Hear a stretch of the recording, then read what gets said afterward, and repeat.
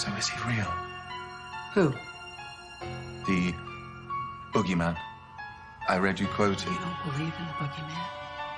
I believe in Michael Myers, a deranged serial killer, but the boogeyman, no. Oh, you should. All right, all you ghouls and creeps, welcome back to another episode of Brain Stew. I'm Jeremy. I'm Justin. Right when Halloween Kills dropped, we did a spoiler-free episode for you guys. Well, on this episode, we're spilling all the pumpkin guts with every spoiler and our thoughts on the film in great detail. We are joined by a very special guest who has many connections to the Halloween franchise. I like to call him Mr. Halloween himself, John Clark. I like that. I like that Mr. Halloween title. Yeah, dude, that's you, man. I was going to say, a man that, you know, his knowledge on the Halloween franchise can never be disputed. It could be. I don't get everything right, but, you know. You are a horror expert, after all. That's what Netflix says, so it has to be true. Dude, you're a busy guy, man. Like, I mean, between doing the conventions, because you're a celebrity booking agent, you know, you are in all these documentaries, like the movies that made us on Netflix just came out. You produce some films. Sometimes you're an occasional actor. You've got your own podcast, The Thing with Two Heads. You were just in another country. Was it last weekend before last? Yeah, because today is what, Wednesday? So, weekend before last, I was in Manchester, England, and I went to Wales. And you actually did one of my lifelong dreams. You went and saw the American Werewolf in London locations, which I'm sure every horror fan, it's like a bucket list item. How was that? I had to ask. That was badass, because I'd been to all the other ones in London already. Just, you know, as a fan, taking pictures and geeking out, and I didn't shoot an episode, but I decided I want to do some UK episodes now that I'm getting heavily back into making HHG episodes for YouTube. So I figured, I looked into how far those Wales locations were from Manchester, and it was quite a trek, but I was like, shit, am I ever going to get this close? Right. So it was a 4-hour drive from Manchester, but it was worth it. We had a blast. They were not easy to find, by the way, especially the spot where they get dropped off in the truck. That was a challenge to find. So, the old maps on the phone and stuff weren't working so good. But anyway, we found it. I filmed that stuff, and then I'll do the rest of the stuff next time I get out to London. That's amazing. Now, is the location where the slaughtered lamb was, is that actually still a pub, or was that ever a pub where you could go in and get a drink at? The exterior was never a pub. It's somebody's house. Okay. So the interior is a pub, and it's still a working pub, and I've been there. And I must say, if you ever make your way out to that location, the one outside of London, it's in Surrey, I think it is. I highly recommend the fish and chips. They are by far the best fish and chips I've ever had in my life was inside that pub. I don't know if it was just a combination of my geekdom just overflowing, but those fish and chips were phenomenal. That's always one of my favorite parts of Horror's Hallowed Grounds, when you would randomly throw in the food recommendations. Why not, man? That's great. Fuck, that's great. You get the whole entire experience while you're there, for sure. Yeah. I mean, I like food. Well, dude, welcome back, to the United States. You're at home right now. I'm sure that's a good feeling after traveling all the time. Dude, the COVID thing, it had a lot of pluses. It was a much needed break for me, because I've been on the road for like 10 years straight, I mean, just rarely having significant breaks, time off, at the most, maybe a month, at the most here and there. And, to be able to have almost a year off, dude, so much fun. I got to, get to stuff around the house and organize my collection and, start a YouTube channel and upload all this crap, and starting the podcast with Chris. and getting back into filming episodes. It was a real,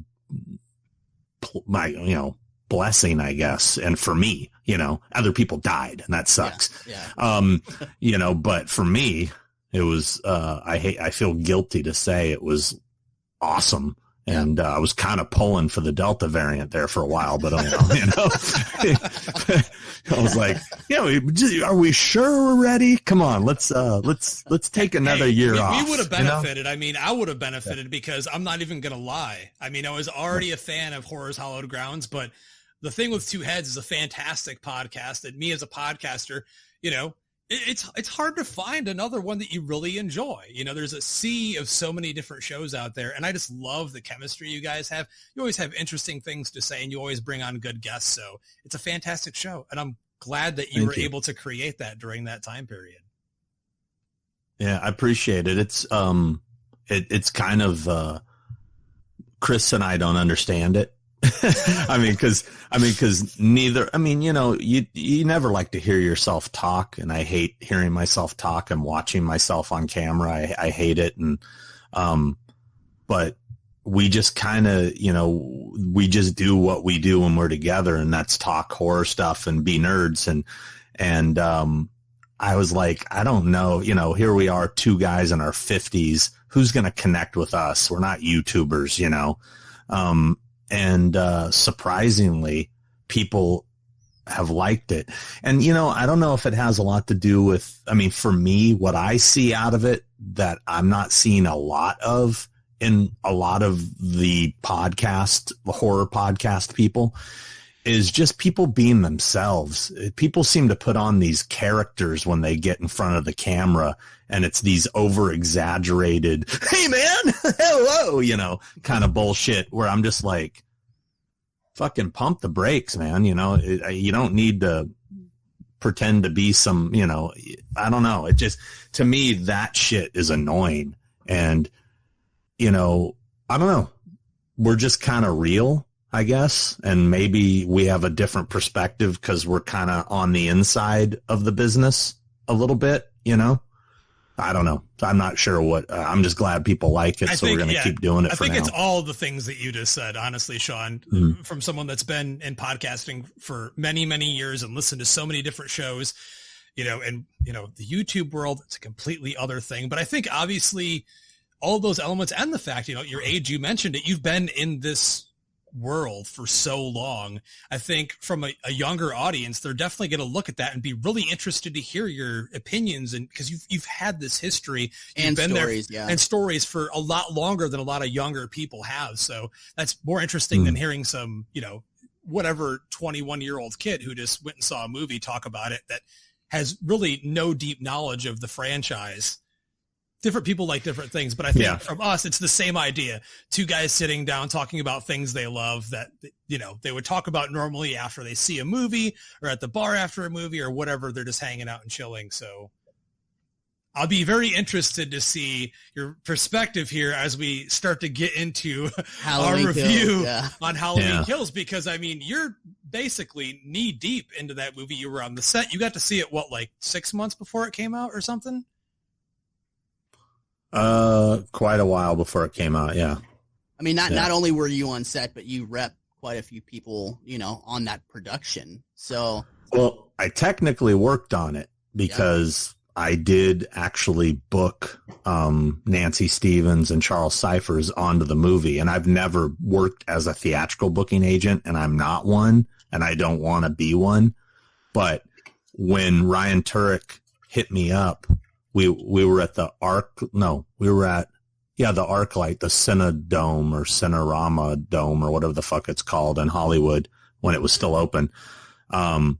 We were there seeing Godzilla King of Monsters, I think. And it was a big group of us, and he was there. And I think before or after the movie, we were sitting down eating or something. And he said, "Oh, hey, who are you in contact with from the original cast?" And I'm like, pretty much everybody, and he, and he just said, "Well, here's what we're doing, and we're thinking of bringing some characters back." And I was like, "Really?"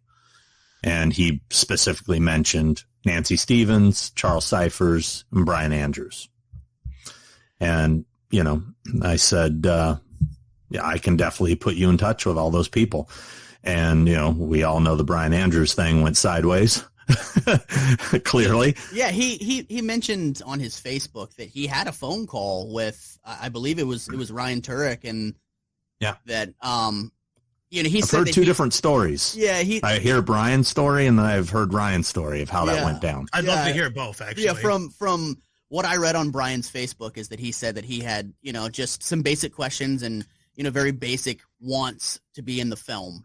And then, obviously they went another direction, and obviously two sides of the story. I don't know if you're able to say the other end of what Ryan told me was that they called Brian and Brian said he was too busy and that he had some family stuff he was dealing with and, couldn't deal with it at that time. And he said, well, we're jumping into production now. And he said, well, I'm too busy. And that was it. Wow. And then when the Anthony Michael Hall thing got announced, he went suddenly, crazy, dude. Yeah, he was very upset, very passionate about it. I don't want to say he went crazy, but he was very passionate about, that response. And it was days on end. I think fans too. Fans went head over heels over that as well. Yeah. Yeah, but it seemed like, he went on this whole thing of like, why didn't they ask me kind of thing at first. Like he was saying they never asked him. Then he changed his story to he had requirements and they, the story kept changing. So whatever. Bottom line is that ship sailed. But anyway, so I contacted Charles and Nancy and said, hey, this is what they want to do. And then both of them independently, without speaking to one another, actually said to me, well, look, Sean, I don't have a theatrical rep. I trust you. Would you handle this for me? And I'm like, it's not really my, that's not what I do. And then they were like, well, have at it. So I did. And so I ended up being the one negotiating with Blumhouse to get them in the movie. And then, of course, I also, I'm responsible for Nick being in it because I brought that whole thing to Jamie and, that's how he got in the first one. And then, so I technically worked on it because I did, I booked them into the movie. So, yeah. So I did have some, reason to be on set, or, I had earned my place to hang out. And you got that rad hoodie as well from it, right? That Halloween Kills hoodie? I got that from Nick. He gave that to me like 2 weeks ago. He was wearing it, or I don't remember, but he said something about the hoodie and I go, I like hoodies or something like that. And he goes, I'll give it to you. And I was like, I get Nick Castle's fucking cast and crew hoodie. And then this past weekend, Aaron Armstrong, who plays the flashback shape, had a Halloween Kills stunt crew shirt. And he goes, hey, Sean, did you get a stunt crew shirt? And I'm like, no, why would I have got one? And he goes, I got one for you. So he gave me a stunt crew shirt. And then Tom Jones Jr., who's who played Loomis, he was wearing this dope shirt that has Loomis on it holding a drill. Halloween drills. Drills. I saw that shirt, man. That's fantastic. And he said, I got to get you one of these. I'm like, this is awesome. So all these Halloween fans fucking hate me because I keep getting cool free shit. I'm sorry. I'm sorry if I've earned my way to get into the position to get free shit. Anyway. But yeah. So obviously you've seen how divisive this film has become. We did a spoiler-free, we got to see the movie a little bit early before it dropped everywhere. And so we did a spoiler-free review. And one of the things that I said was, I believe that this film was going to be as divisive as Rob Zombie's Halloween.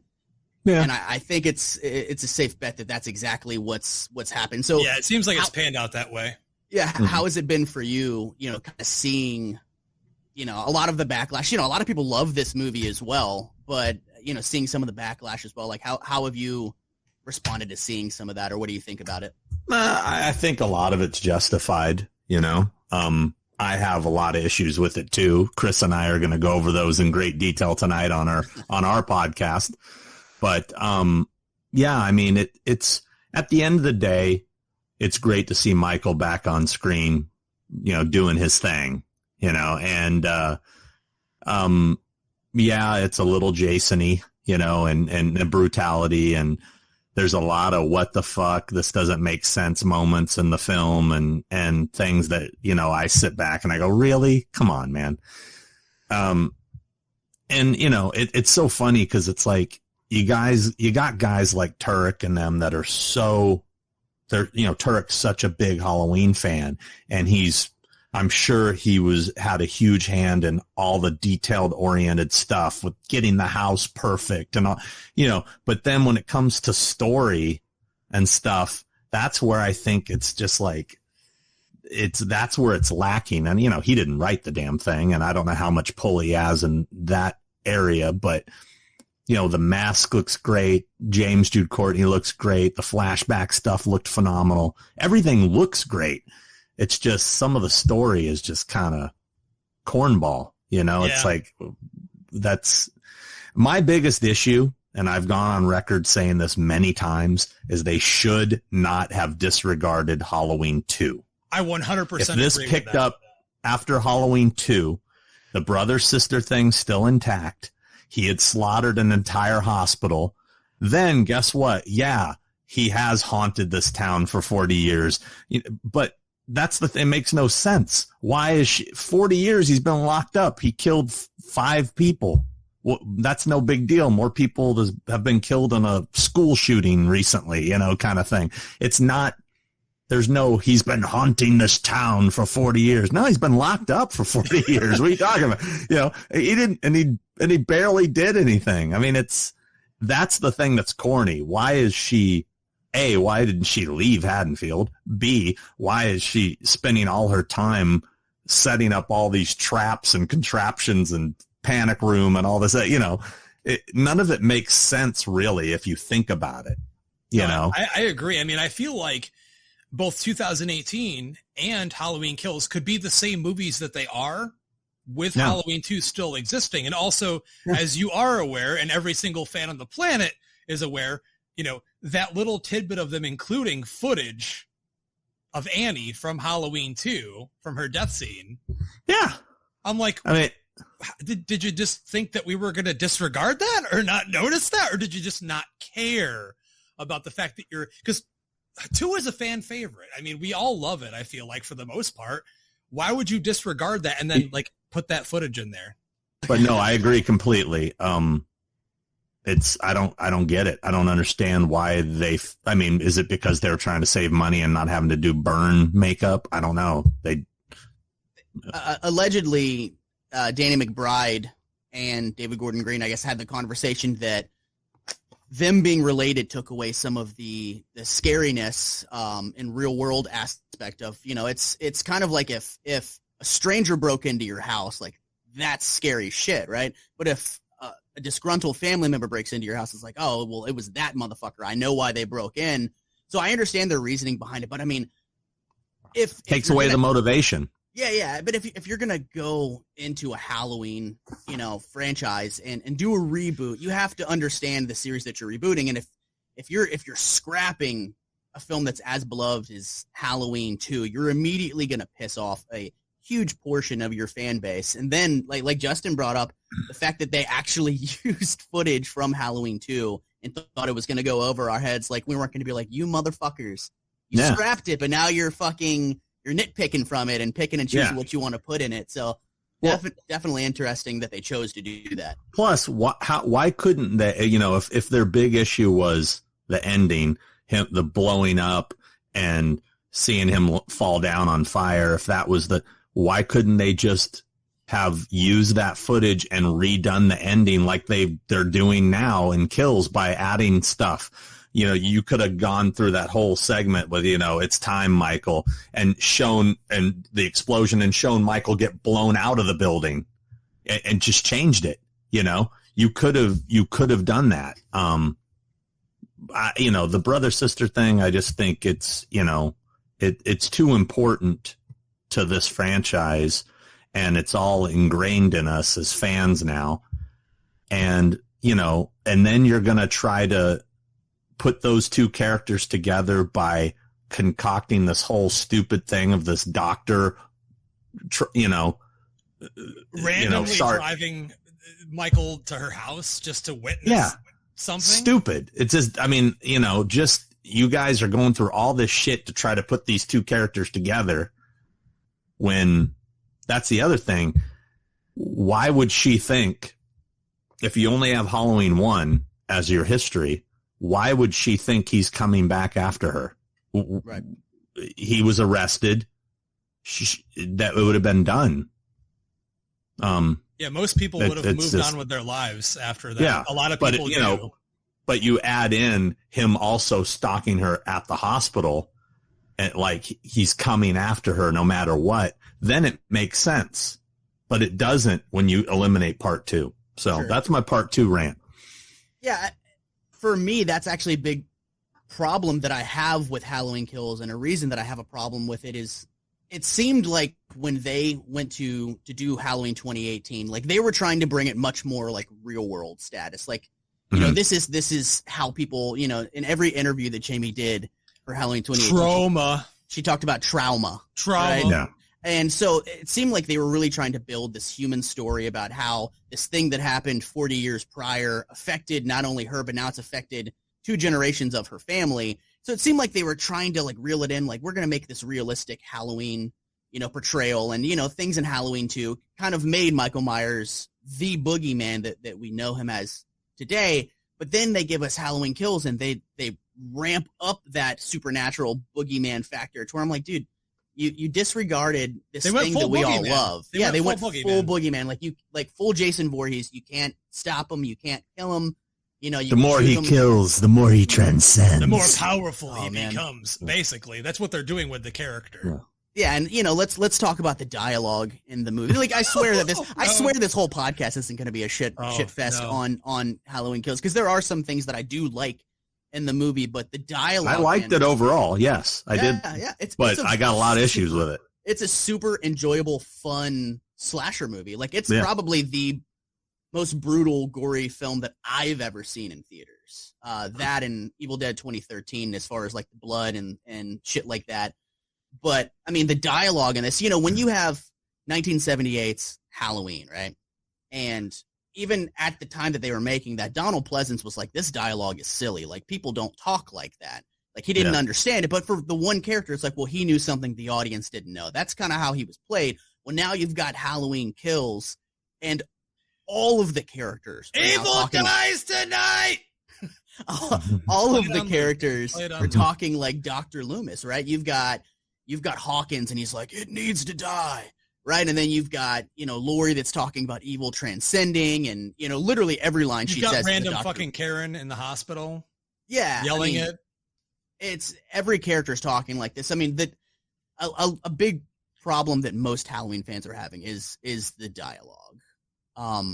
Any favorite pieces of dialogue in Halloween Kills, Sean? Well, favorite, you mean crap.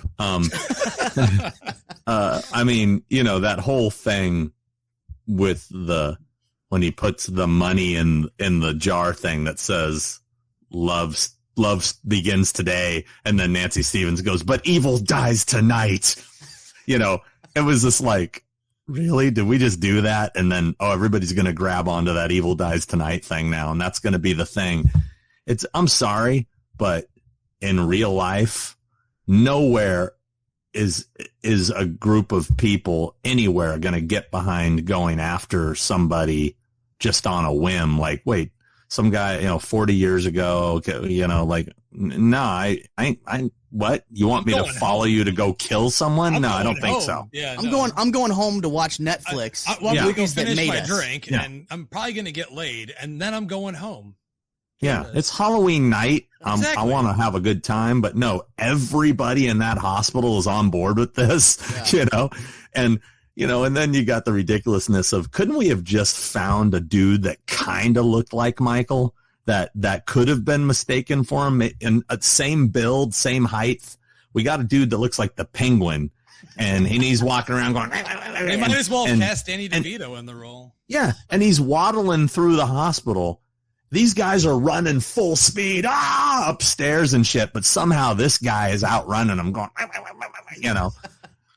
And it was just so corny. I was just like, this is so corny. Like, who really? And then you got Lori and them going, it's not him. And people are like, fuck you, let's kill, you know. I mean, they're just running past her. And, you know, the whole thing with her, she was friggin' cut open, her entire fucking torso cut open, you know, just less than an hour before this. And she's going to get out. I don't care how many pain meds you took. You wouldn't be able to get out of bed for a few days, let alone get up and start kicking ass. I'm sorry. You know, it's just silly as hell. Yeah. I agree. And I think that the whole mob thing, obviously this movie was made before, a long time before it came out. There was the delay. We had COVID. It was a thing. So at the time, had it been released in 2020 instead of 2021, that those topical political social themes that they're maybe trying to convey about mob mentality may have been present, may have resonated with audiences. However, they weren't.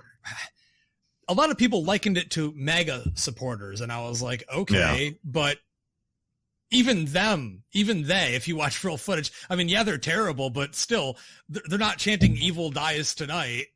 And it just, they're chanting "Hang Mike Pence." Yeah. Make America great again. It didn't resonate. I think the way they were trying, it just came off as being bad. And that character, the suicide aspect, that I don't feel like suicide belongs in a Halloween movie. And the way that was portrayed, I love all the gore. Everything Chris did in the movie is beautiful, but that scene to me put me off so bad. It took me out of the movie. I felt like I wanted to walk out seeing this innocent guy who had to literally jump to his death. And then of course his death is glorified because it's a great looking kill. It's a great effect, but I was like, I shouldn't feel happy about seeing that guy die. I should feel terrible. Yeah. And it just didn't work. And then there's one of my other favorite lines. Now we're the monsters. It's like, I mean, you know what? I'm sorry. I don't want social commentary in my horror films. No. When it's very subtle, like Romero did with Dawn of the Dead. Or Jordan Peele. Yeah. But, well, I don't know. Candyman was subtle, yeah. Candyman wasn't subtle. Listen, I wasn't a fan of Candyman. Let's not bring that one up, Jeremy. You liked that one. Yeah. I'm not a huge Candyman fan, though, so that's not my thing. I mean, yeah, that was a little in your face. Laid on thick, as we say. Way thick. I'm sorry. I you know what? You use your other platforms to preach your stuff, which, hey, I'm totally for all the topics in Halloween Kills and Candyman. I'm pro all that. I don't want it in my horror movies. Yeah. You know what I mean? Yeah, I get that. And now I'm hearing, there's chirps of Halloween Ends even going harder with some of those topics, like, they're talking about bringing COVID. Like, I read an interview where they were like, yeah, we're going to talk about the pandemic. God, no, please, and Halloween Ends. I'm like, oh, like, please don't do that. Like, hopefully that was a joke that they said in an interview. I don't know. I'm just, that kind of stuff worries me. It's subtext I'm already ready for the next reboot. Yeah. Man. Which Jason Blum already said that, because he was asked, he was like, so you guys are done with Halloween after Halloween Ends? He goes, oh, no. We're like, we're making more movies. This trilogy will be over, but we're going to carry on. Hey, so, as long as this keeps happening, they're going to. I liked what I heard him say about Halloween 3, that he's not opposed to doing a sequel to Halloween 3. I'm like, bring it the fuck on. I'll take that any day of the week. I'm totally behind. I see a lot of people saying, don't touch it, blah, blah, blah. I'm like, why not, man? Fuck it. Go for it, man. I would be down. I actually, when I heard that rumor, I started brainstorming like an idea, like what I thought would be a cool story. And I came up with one that I was like, man, if they did something like this, that would be badass. I doubt they will go in the direction that I would be into, but I thought of some cool ideas, I mean, imagine bringing Tom Atkins back, and. Oh, that would be a dream come true. I'm actually shocked they haven't tried to get him in, these movies. I've tried, man. I brought it up for Kills, and I just brought it up again for Halloween Ends. Like, let's get him in there as somebody, a cop, a doctor, Dr. Chalice. I don't That know. would be perfect. You know? That would be the best thing ever. I mean, he's not getting any younger, and he's still an active guy. So I think every fan would be excited to see that. That's a great idea. Yeah, I mean, you barely recognize Cyphers. I mean, I feel like that's why they zoomed in on his name tag in the film. I felt like that too. It's kind of like, I also thought that it was pretty cornball during the opening when Anthony Michael Hall's kind of introducing everybody, and we got to show a clip of them back in the day so you know who they are. You know, I'm not gonna lie. I'm glad, Sean, that you were able to get the legacy actors back in those characters in the movie. They wasted them though. But I was really upset, and I actually, the first thing I said to Jeremy when I left the theater was, I was like, I didn't like how they were handled. I felt like they were wasted. You didn't do enough with them. And then this is obviously spoiler, so they're killed off, and I felt like except for Lindsay. Lindsay she has one of the best scenes in the movie. For sure. That's literally the most Halloween scene in the movie, and I'll get to that in a moment. But I really just felt like, the older characters were just there just to have for a quick, brief moment, a quick cameo, and go, oh, hey, yeah, look who it is. And then I just, Sheriff Brackett to me is such an iconic, important character to the first movie and the second movie.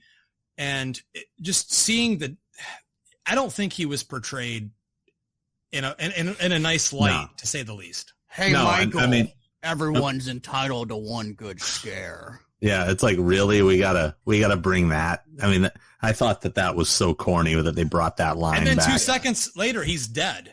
Yeah, I mean, I thought they really wasted Nancy Stevens. I mean, she barely had any dialogue.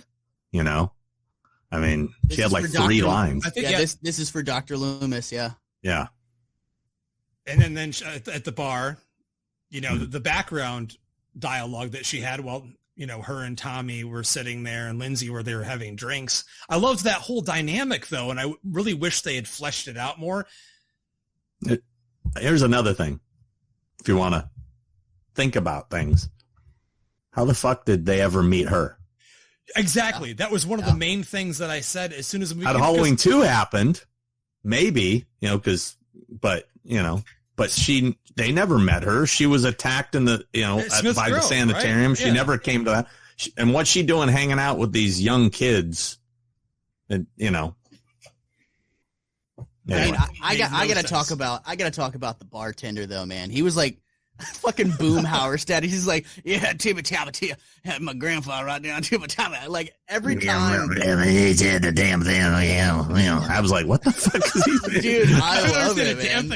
But it was hilarious though. Yeah, don't mind them motherfucking over there, man. They got Timmy. Like, you remind me of the guy in the trash truck in Terminator. What the son of a bitch took my pants. What the hell? Yeah. I love that. I love that guy, man. I love it. Nah, that guy should be doing conventions. Yeah, you got to get him, Sean. Yeah. I mean, a lot of fans are comparing Halloween Kills to Star Wars: The Last Jedi. Would you say that that's a fair comparison? Because Halloween 2018, was mostly well received, minus the Sartain bits. It was mostly well received, and it was hope for this new trilogy might really be honoring its source material. And then you get Halloween Kills, and people are comparing it to The Last Jedi because it's like you could tell any fucking Halloween story that you want, and this is the story you chose.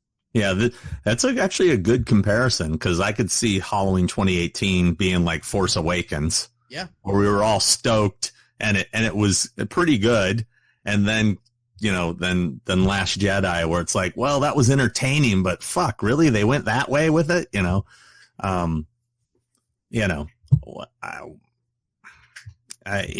boggles the mind how some of these things happen. It feels to me, and I guess it's maybe because I'm just so into it as a Halloween nerd that seems so obvious where you should take the story and what you should do with it, but they always manage to screw it up somehow. Yeah, I think Justin actually, I think you were the one that said for every good Halloween film we get, there's always almost a subpar Halloween film that follows it. I don't know if that was you. Yeah, it was. Yeah, I mean, it depends on your taste. I know that fans in this franchise, they love all of them. There's always going to be those people that love every single one. And I appreciate every single one of the movies in this franchise to some extent.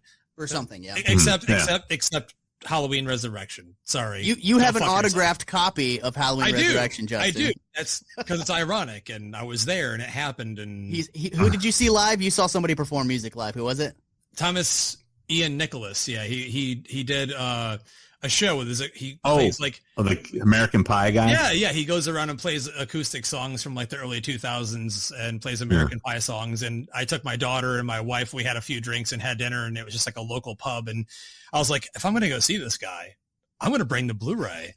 And I was bummed, Sean. I know that you were involved in that original Shout Factory box set. I was bummed there wasn't a full documentary about Halloween Resurrection. It was just a very brief portion at the end of the H2O documentary. But like, I need to know more about this movie. Well, they told us that, there was already a lot of bonus features on the Resurrection DVD as it was, that they just felt like didn't really need to go there. And that was the same with the Rob Zombie stuff, because Rob had done there were so many bonus features for his film, with the exception of part 2, which apparently they shot a whole nother documentary for, and the Weinsteins wouldn't let him release it. Oh, wow. I'd love for that to get out there, because I heard that it's brutal. I heard it's like, because there was so much sorry, a friend of mine's trying to call me. That there was so much negative shit that happened on that film that was the main reason they didn't let it be released. I would love for that to just leak on YouTube one day. But no, when we were brought on to do the box set, it was pretty specific of which movies they needed stuff for. And it was basically 4, 5, 6, 7, were the ones they had already had so much done for 1 and 2 and 3 that they had a little filler put in, like, they brought in a couple other people to do little things, but for us, it was 4, 5, 6, and 7. Although Michael Felsher was in charge of 6, we were in charge of 4, 5, and 7.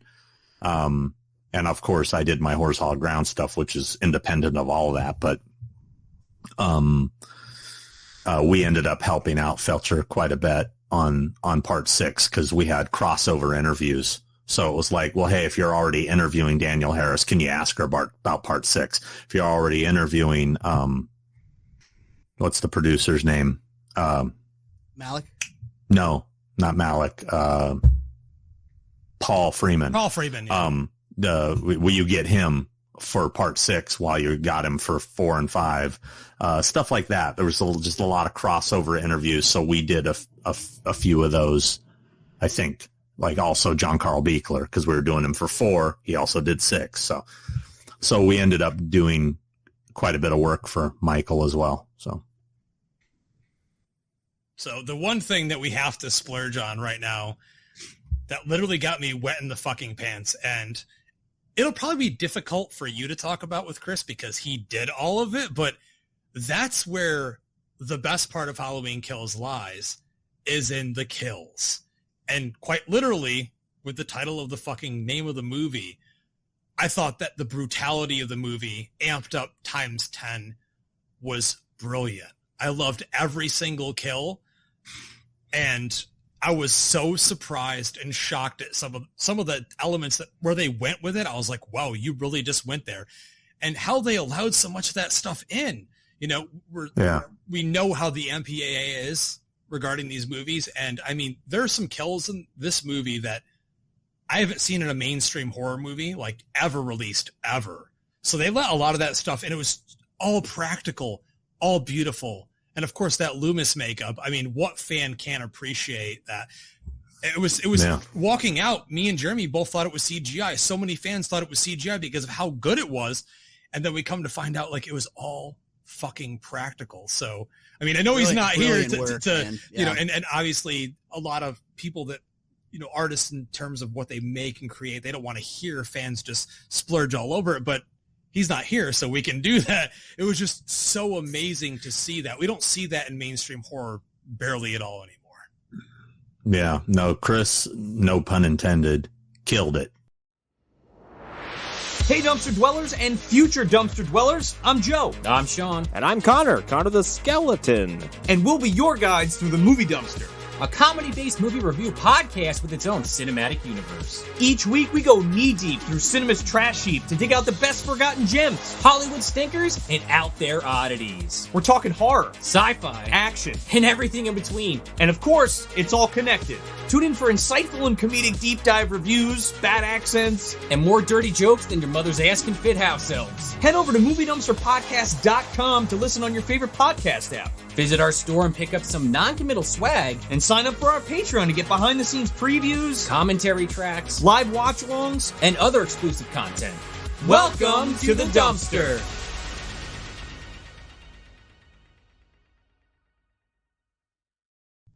So I didn't, like I said, I didn't hate everything in Halloween Kills. There's a lot of really great shit, and I've seen the movie 2.5 times. I would have seen it a full 3 times. You know, it's on 2.5, Jeremy. Yeah, 2.5. How dare you? How dare you admit that, dude? Hashtag dad life, man. 2.5. Shit, it's so easy when you have that moment where it's like, all right, cool, I can watch a movie to fall asleep on the fucking couch. So I've made it 2.5 times in, and it's a really fun, enjoyable movie. I don't think it's a great Halloween movie. We get Michael is essentially the hero in this movie, to where in the Halloween films that I love, you know, he's kind of like the shark in Jaws, right? Like less is more, right? It's more scary when you get glimpses of the shark and it's like, oh fuck, there's the shark, right? So same thing with Michael Myers. When he pops up out of the shadows, that's fucking terrifying. When he's like prime time, like in the camera, in your face, I mean, literally when he walked out of the house that was on fire, it was like a Marvel Cinematic Universe shot. Like he walks out in slow-mo with the axe, and it's like it's framed like a heroic moment in a superhero movie. It knows you're getting excited. It knows that's the moment that you're waiting for in the movie. You know, one of the things that I did love about Halloween Kills, and that I love about a lot of David Gordon Green things, not just his films but his television stuff too, is that, you know, he takes the time, him and Danny McBride, to really develop and flesh out some of their side characters that typically in horror films would be throwaway, cardboard, paper cutout characters with no real personality and no distinguishing qualities about them. You know, he does a great job with his side characters that gives you stuff that you love. You know, you've got the African-American lady with the white husband, and like, dude, their dialogue and their back and forth, it's like they're a cute fucking married couple, man. Like their scene is, he's like, there's a fucking scary guy wearing a monster mask in the bathroom, like shit like that. It's like, oh man, you know, he says, you know, hey, let's eat some Cheez-Its, and you know, he's just like, yeah, some cheap Walmart wine. That's one of my favorite scenes of the movie as well. It's great, man. And then you've got Little John, Big John. I know there's a lot of discussions. There's a lot of people that didn't care for that. I was all for it, man. I love best part of the fucking movie, dude. I loved, you know, typically in films like this, you know, you would take a gay couple and then you would really accentuate, like, you know, a lot of qualities that typically go into, you know, that character type in films and television. And in this, these motherfuckers weren't, you know, they weren't prancing around. They weren't really ramping up any of that. Instead, dude, they literally grab knives and they lock the door because they're like, nah, they broke into our house. And it's like, I've got this knife and I've got this knife. And they've got some great back and forth dialogue that I thought that they were really enjoyable. So that's one thing that I enjoy about Halloween Kills is the side characters. So and another thing that I really enjoyed is Michael is a prankster, man. Like, much like he was in the first film with positioning the dead bodies and stalking and toying with his victims. In this one, I mean, the way that he positioned Big John and Little John like their couple's photo that was in, you know, right behind them where their dead bodies were. I thought that was fucking great. Michael was really ramping up some of the prankster elements. The same thing with, he took the Halloween 3 masks and put them on his victims in the playground. And I thought that was fucking fantastic. He beheaded a young child, and threw the head of the child at the vehicle window and smashed the windshield with that small child's skull that he cut off. That kid was a fucking asshole, though. It was just, you know. No, I'm glad he's dead. They were assholes. I'm just saying, I'm glad he's dead. for my enjoyment and my entertainment value that I got from it. But yeah, 100%. I think all of those elements are fantastic. Sean, what did you think of the reproduction of the Myers house? Like, that's such a big element for Halloween that fans were so excited to see come back in this movie. Yeah, I wish I could have saw that in person. That's the one thing I regret, not getting to see the set. That was on a lot, right? What's that? That was on a studio lot, correct?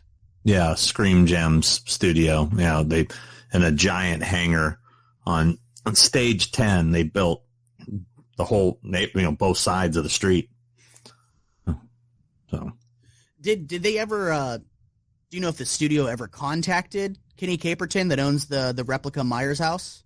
No, not Probably. that I know of. No, they did for 2018 because I had a talk with him a few years ago at a convention, and he said that he offered for 2018 and for future sequels, and they said they weren't interested. So yeah, that's just interesting because they're right there. He's in the Carolinas. They filmed in the Carolinas. I mean, they'd have to take all of his shit out of his house, like all of his collectibles, like, and you'd have to build a neighborhood around it exactly, too. Exactly, because he has it built like kind of out in the country-ish area, so you'd have to build houses next to it. It just didn't make sense geographically. Yeah, it'd be harder for them to do it there than it would on the studio, and just doesn't really make sense in those regards. So, Sean, what are some things that you took away that you loved about this movie? I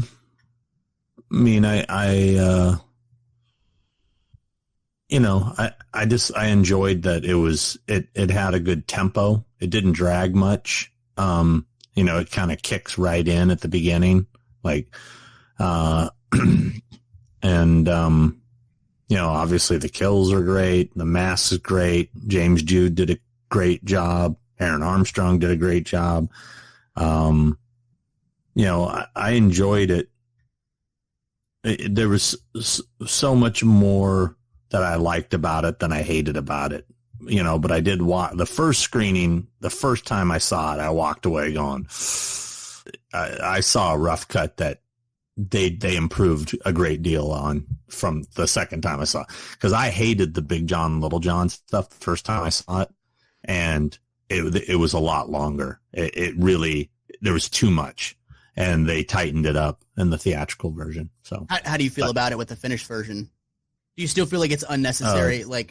Yeah, I thought their scene, the Big John, Little John, I liked it. Yeah. I hated it the first time I saw it, but the second time I saw it, I really liked it. And, all this nonsense online about Myers being homophobic. Dude, when is Myers discriminated? He kills anybody and everybody, first responders, anybody, it doesn't matter. So with you being so close to the production, like when this thing was in pre-production and the scripts were passed out and, obviously your clients got the scripts and they're relaying stuff, you probably got the script. Was there conversations being had with, wow, I'm really surprised where this installment is going, whether it be from Jamie or from anybody else that you spoke to, in pre-production? If I'm really surprised about what? Of the direction that they were taking Halloween Kills. Not really, because it read a lot differently than what is on the screen. And it evolved a great deal. Having worked with Chuck and Nancy, I was getting every script update as well. So I read early drafts that were different. There was an original, opening that I liked a lot better than what came out. I mean, I still love the movie, how the flashback stuff, but there was sort of a reveal. The way that it was originally written, you didn't realize it was 1978, and Hawkins goes home and he has an argument with his girlfriend who he finds cheating on him with another woman, which I thought was a little woke for the time period. But anyway, it evolves to where they're in an argument and he'd been drinking. And I think that is partially what led to him shooting him by accident, was that he was inebriated. But he had been drinking, and suddenly he hears the gunshots and you hear the bang, bang, bang, bang, bang, and he runs outside and you see Lindsay and Tommy run by screaming. And then you realize, oh shit, it's 78. It's that night. Dude, and it was, I got goosebumps reading that. Oh my God. Just hearing you say that, I was picturing it in my head, like on a theater screen. That sounds so much better. That sounds fucking better. Amazing. Oh my God. That was the coolest thing I thought that was in that first draft I read. Then the second draft came and that was gone. I was like, no. I was so bummed that they changed that. And in the original script, even the final draft I got, Cyphers was supposed to live. He wasn't supposed to die.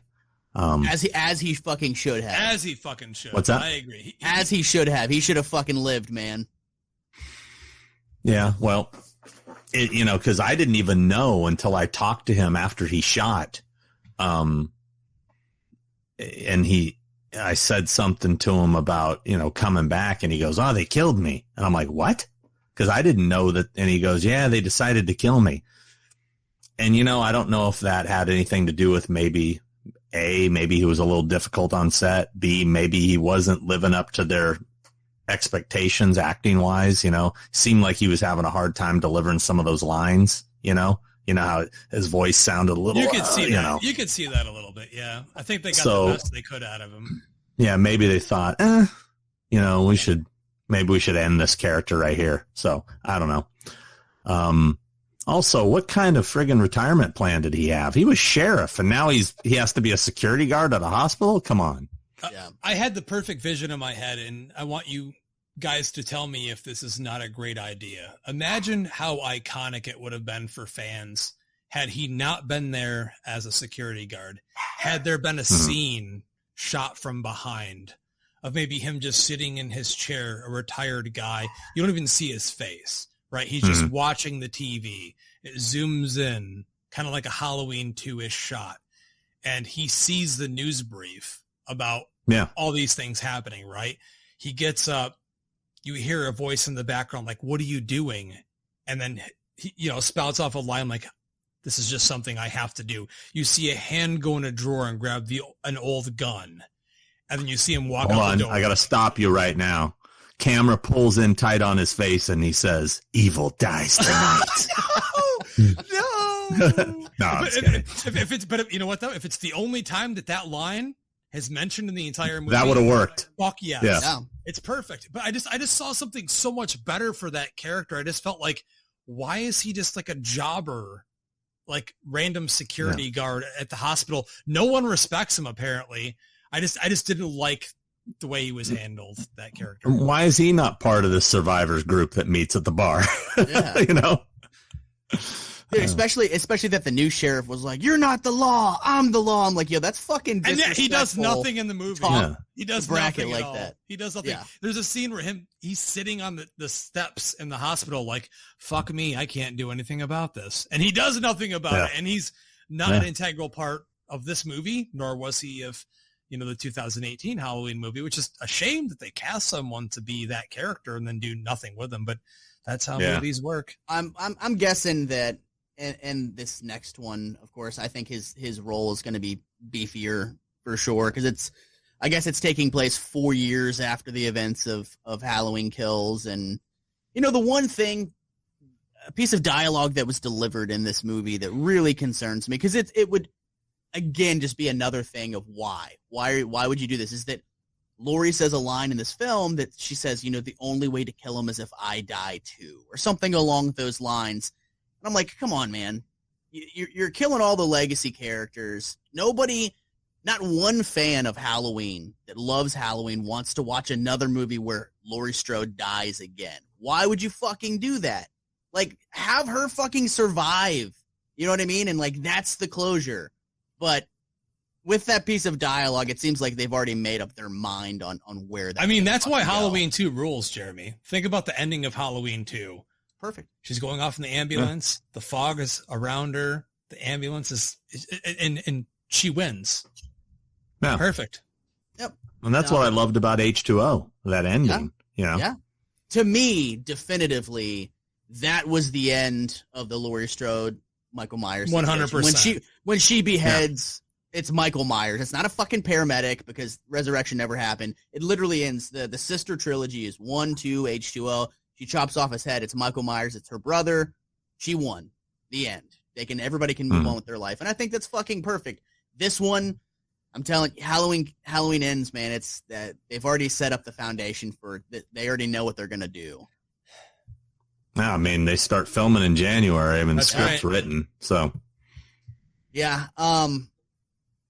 If you think Kills is divisive, wait until ends. Have you read it yet? No. I have not, but I've heard things. Sure. I've heard chirps, and I was kind of like, okay. All right.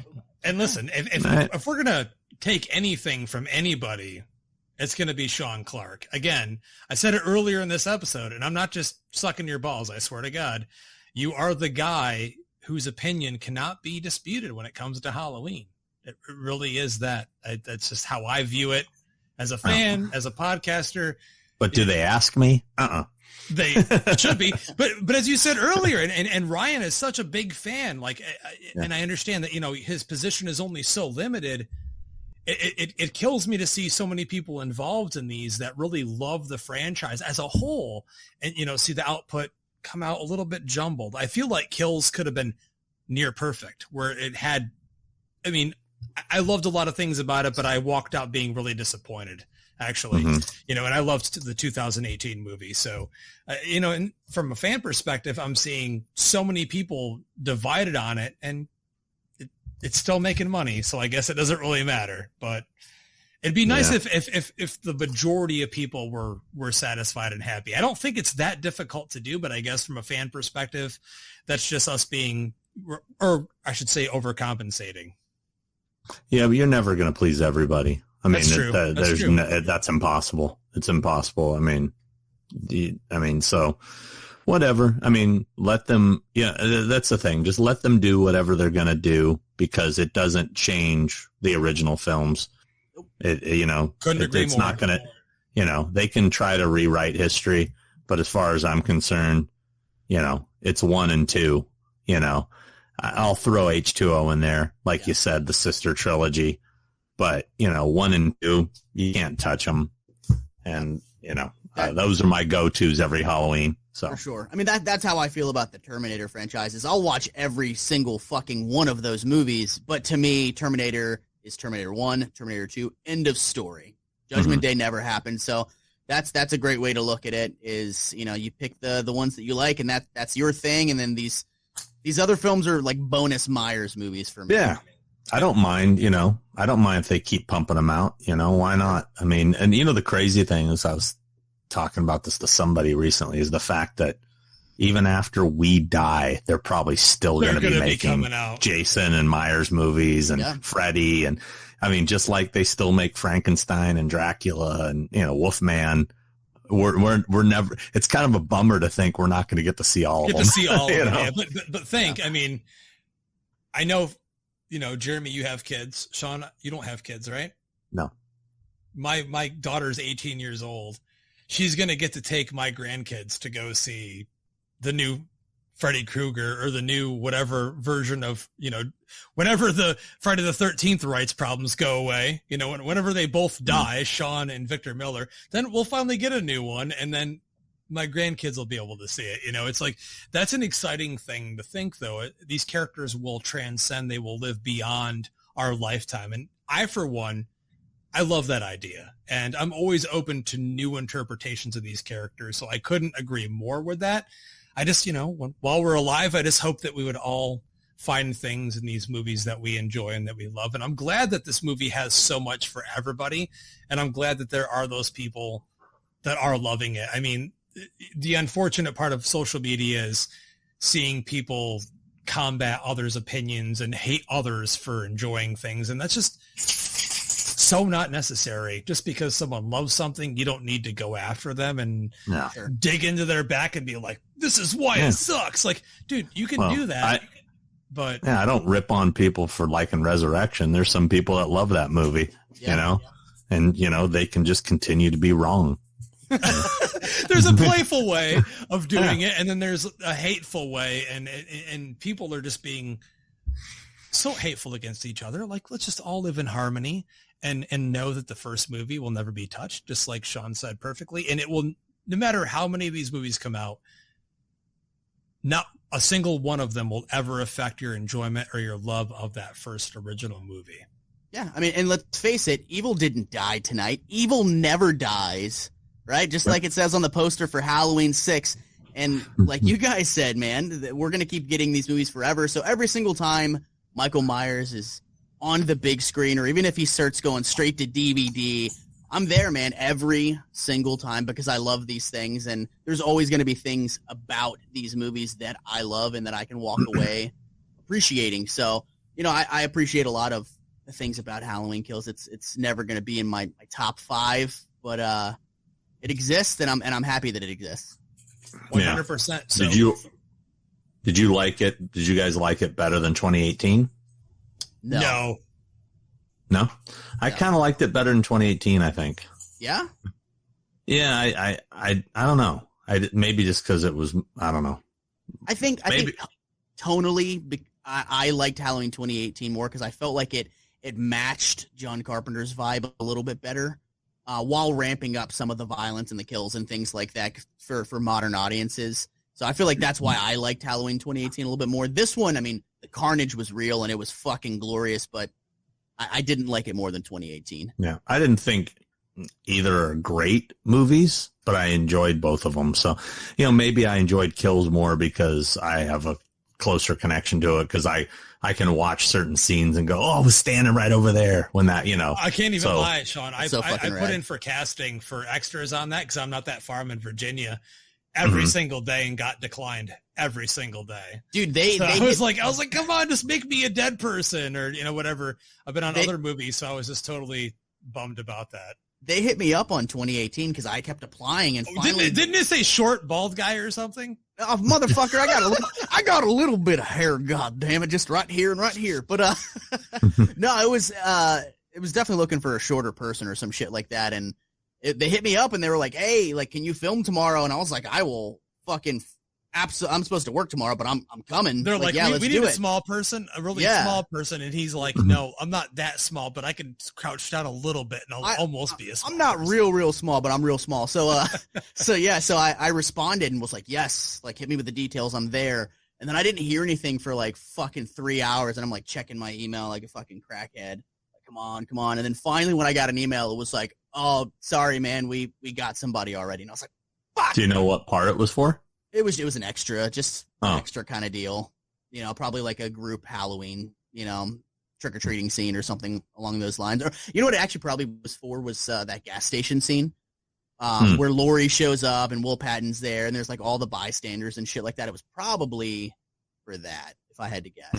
I know I remember what I put in for was it said lean in shape that has abs, white person, white guy or something. And I was like, okay, then I was supposed to be like dead in a morgue apparently based on watching the movie. And then they're like, they didn't like that I had a Michael Myers tattoo. Yeah. Apparently. Yeah. That kind of, that ruined the entire thing, but no, thank you so much, Sean. Seriously. We know you have another recording to do tonight of your own show, but we couldn't be more thankful. Our listeners, our Epic Film Guys Brain Stew listeners could not be more thankful. I know they're going to be so excited when they hear this episode. For those that are unfamiliar, can you tell them where they can find you guys, the podcast, Horrors Hallowed Grounds, all that stuff? Well, basically my YouTube channel, my Instagram, my Twitter, it's all at Malfunction, which is MALFUNCSEAN. And, on YouTube, we got the Horrors Hallowed Grounds episodes. We got the Thing with Two Heads podcast that Christopher Nelson and I do, and whatever other crap I can come up with sometimes, you know, my collection videos that I've really have been neglecting since I've been on the road. But Horrors Hallowed Grounds, I'm ramping up. I've shot, I think I've got like 10 or 11 episodes shot that I just need to finish editing. So I'm working on some of those right now. I'm also in the process of editing a Halloween pinball machine unboxing video. You motherfucker. I'm so motherfucker. jealous. Everyone's going to be jealous over that. That's like the one sought after item right now. There's 1,249 people that can't be jealous of me that also got the machine. And then we shot, I didn't shoot it. I was asked to host this video that was being shot about the station wagon, the original station wagon from Halloween. And anyway, they sent me a rough cut. It's a long story. I'm trying to take this thing they sent me and re-edit it and fix it to make it usable. So I don't think it's the most exciting video I've ever been involved in, but I'm going to put it up on my YouTube channel here shortly. No, I don't mean to cut you off on that, but yeah, Jeremy, I know you had a very serious question about that car. Oh, for sure. And it'll probably all be answered in the video, but go ahead. I'm sure. Or it's something that you'll have to say off the record, one or the other. Do you believe that it truly is the station wagon from the film? Yes. Okay. I mean, because as a diehard fan, like being honest with you, station wagons like that, movie props wasn't a thing, especially cars back then. I mean, dude, in Child's Play, Tom Holland, nobody gave a fuck about movie props back then, right? I mean, the shark from Jaws got thrown away. A Chucky doll got eaten by Tom Holland's dog. Nobody gave a fuck. So for me, a car as generic and overproduced and not luxurious like the station wagon, for me, it's just hard to buy that someone kept it all these years. And I don't know. When it was announced, I was like, dude, that's really fucking, even if it is a replica, that's really fucking cool. I want my picture in it. I want to stand next to it. But I was definitely skeptical when they were like, oh, here's the original from the film. I'm like, I don't fucking know, man. Yeah. Well, I mean, his story sounds legit. It's obviously been completely renovated. It was in really bad shape. And he had to replace a lot of parts. Like it sat in a barn for almost 40 years, just deteriorating, and animals got in it and, chewed up the interior and, wiring and all. I mean, so it went through, he basically, when it's all said and done, it's like, it's a shell of what it once was. He had to replace most of everything. But, I know a lot of people, even myself, are kind of like, the color looks off. What's the story with the color? And he said that, well, he obviously had it repainted, but that particular model of station wagon only came, I think he said, in 3 colors. And the one color, I think he said it's like champagne. So it's champagne something. He said, is the color that's the closest to what you see on screen. And in certain lighting, it does because it looks tan in the movie, but I can see how this color could easily look different under certain light because it's very reflective. I don't know. But his story sounds legit to me, and I don't know why somebody would go through all this to pretend. I mean, it's not like it's a Christine car or something. It's it's a fucking station wagon. I don't think anybody would go out of their way to make up that story, but I mean, that's possible, but I believe him. Plus the dude has 12 other screen used vehicles in his collection. I mean, he's like a legit dude. So nice. Okay. Right on. Did they use his car in the film? Because there is one in the side of a shot. Okay. No, not his. He didn't have it done in time. He was still restoring it. So, gotcha. Yeah. Good but he wanted to, yeah. Well, Sean, thank you so much. I know you have so much more to do tonight, but again, like I said before, we are so thankful and appreciative that the week of Halloween and the month of Halloween Kills, you were able to come on and talk Halloween with us. It's a pleasure. It's an honor. I'm a big fan of everything you've done. And of course, Jeremy, just being on this episode with 2 gigantic Halloween fans is the best thing you could ask for leading up to the holiday. So thank you so much. And Jeremy, any closing words? Yeah, no, thank you, dude. Like I said earlier, you're a really busy guy, and I'm sure time to yourself is very limited. So I appreciate you taking the time and coming on here and chit-chatting with us. And you know that I'll see you soon. Yeah. You know, you're at all the conventions, and so am I most of the time. So yeah. I'm sure I'll be seeing you, man. Well, I appreciate you guys inviting me, and I appreciate the kind words. My dogs are driving me crazy because they're hungry.